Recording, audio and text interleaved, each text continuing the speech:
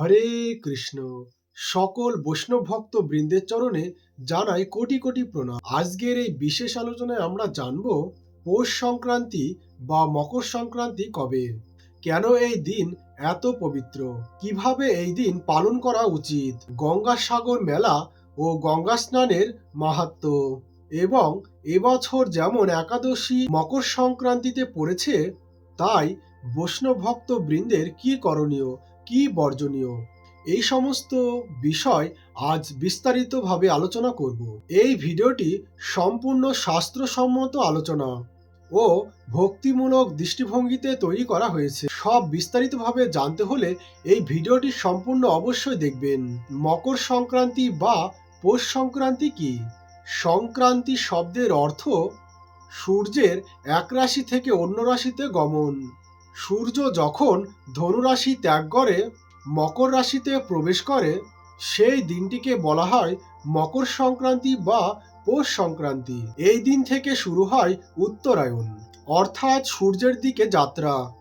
শাস্ত্রে বলা হয়েছে উত্তরায়ণ দেবতাদের দিন আর দক্ষিণায়ণ দেবতাদের রাত্রি। এই কারণেই মকর সংক্রান্তি অত্যন্ত পবিত্র ও শুভ। 2025 সালে মকর সংক্রান্তি পালিত হবে 2025 সালে মকর সংক্রান্তি তারিখ। মকর সংক্রান্তি, পৌষ সংক্রান্তি, উত্তর সংক্রান্তি পালিত হবে 14 জানুয়ারি 2026 বুধবার। এই দিন থেকে শুরু হচ্ছে মহামহিমান্বিত গঙ্গাসাগর মেলা।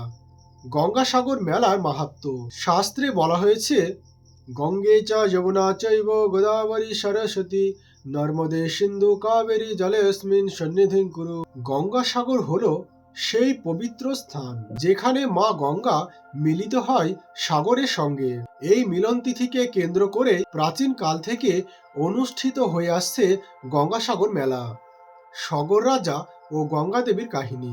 সগর রাজ্যের 60,000 পুত্র কপিল মুনির অভিশাপে ভস্মীভূত হয়েছিলেন। ভগীরথ মহারাজের তপস্যায় মা গঙ্গা স্বর্গ থেকে অবতরণ করেন। এই কারণে গঙ্গাসাগর তীর মহাপুণ্য ক্ষেত্র নামে বিবেচিত। অনেকেই মনে করেন গঙ্গাসাগর মেলায় গঙ্গা দেবীর আবির্ভাব তিথি, কিন্তু এটি সঠিক নয়।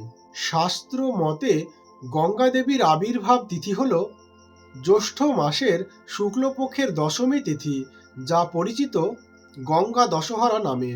মকর সংক্রান্তি হল গঙ্গা দেবীর সমুদ্রের সঙ্গে মিলনের স্মৃতি উৎসব। 2026 সালে গঙ্গাসাগর মেলা ও স্নানের সময়সূচি।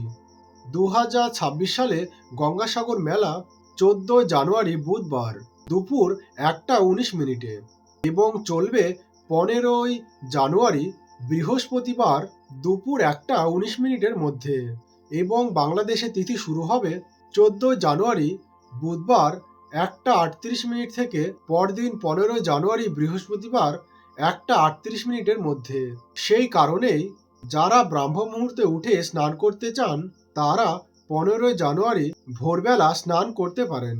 ব্রাহ্ম মুহূর্তে স্নানের মাহাত্ম্য শাস্ত্রে বলা হয়েছে, ব্রাহ্ম মুহূর্তে স্নান করলে পাপ ক্ষয় হয়, মানসিক শুদ্ধতা আসে, ভক্তির উন্নতি হয় এবং ভগবানের কৃপা লাভ হয়। এই দিন গঙ্গা না থাকলে যে কোনো জলাশয়ে বা বাড়িতে 3 বার গঙ্গা গঙ্গা গঙ্গা স্মরণ করে স্নান করলেও সমান ফল লাভ হয়। এই বছর সংক্রান্তি ও একাদশী একসঙ্গে, এটি একটি অত্যন্ত গুরুত্বপূর্ণ বিষয়। 2026 সালে মকর সংক্রান্তি পড়েছে একাদশী তিথিতে। বৈষ্ণবদের জন্য একাদশী তিথি অত্যন্ত গুরুত্বপূর্ণ। তিল ও শততিলার সম্পর্ক শাস্ত্রে বলা হয়েছে, এই সময় তিলের মাহাত্ম্য অপরিসীম। শততিলা একাদশীতে 6 প্রকার তিল সংক্রান্ত কর্ম করা হয়, যেমন তিল দিয়ে ভগবানের পূজা, তিল দান, তিল গ্রহণ, তিল দিয়ে স্নান, তিল দিয়ে হোম, তিল দিয়ে ভোগ নিবেদন।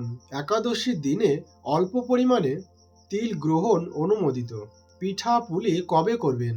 যেহেতু 14 জানুয়ারি একাদশী ব্রত, তাই পিঠাপুলি করবেন।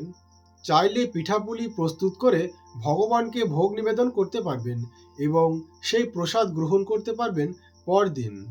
মকর সংক্রান্তিতে কিছু করণীয় কাজ, যেমন ভোরে স্নান, এবং বেশি বেশি করে হরিনাম জপ, শাস্ত্র গ্রন্থ অধ্যয়ন, সংযম ও সদাচার এবং একাদশী ব্রত অবশ্যই পালন করা কর্তব্য।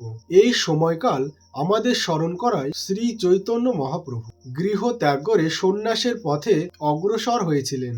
যদিও তার সন্ন্যাস গ্রহণ মাঘ মাসের শুক্লপক্ষে, তবুও এই সময়ের সঙ্গে ভক্তদের হৃদয়ে গভীর সম্পর্ক রয়েছে। চলুন জেনে নিই এই শর্তিলা একাদশীর পালন কখন করবেন ভারত ও বাংলাদেশে।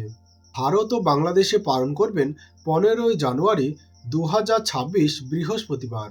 ভারতে পালনের সময় সকাল 5:46 থেকে সকাল 9:23 মধ্যে এবং বাংলাদেশে পালন করবেন সকাল 6:42 থেকে সকাল 10:19 মধ্যে।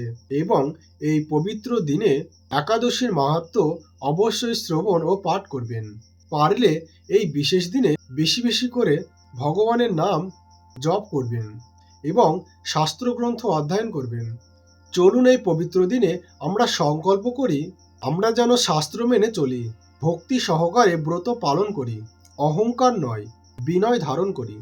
ভগবান শ্রীহরি আপনাদের সকলের জীবনে ভক্তি, কল্যাণ ও শান্তি দান করুন। ভিডিওটি শেষ পর্যন্ত দেখার জন্য ধন্যবাদ।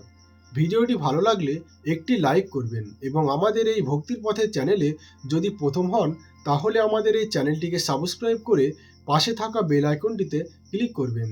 চলুন আমরা একসাথে বলি, হরে কৃষ্ণ কৃষ্ণ কৃষ্ণ হরে হরে, হরে রাম রাম রাম হরে হরে।